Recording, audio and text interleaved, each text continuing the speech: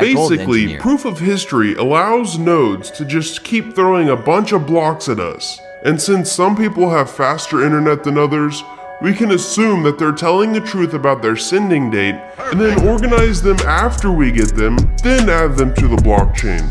Our aunt, our uncle, cousin, and grandma were actually all just different people sending in blocks, and we can use math to find out that our uncle actually wrote his letter on January 3rd.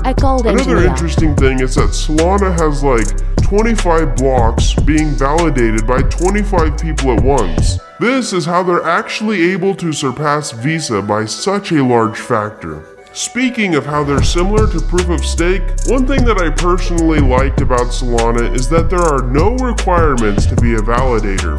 Now, before I explain this, if you don't understand proof of stake, you definitely should check out our video on how to understand some of these next terms. So to compare, Ethereum 2.0, you must stake around 32 Ethereum, which is equivalent to around $100,000. On Solana, you only need to hold a very small amount of the coin and pay a fee to vote each day. There is a catch though. The voting fee is the only thing I don't like.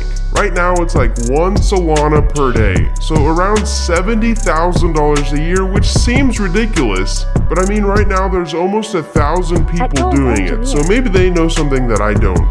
Next up, let's talk about something that no other big blockchain has tried yet. It's called sea level. Technically, this is just a fun term to describe that validators can actually run smart contract code in a parallel way.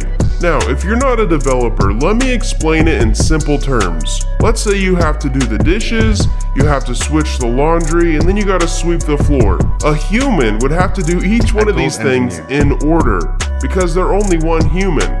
We call this a serial task, one after the other. In terms of Solana, the word parallel means you can do them all at the same time. So it's like if you could make 2 more copies of yourself and actually do the dishes, switch the laundry, and sweep the floor all at the same time.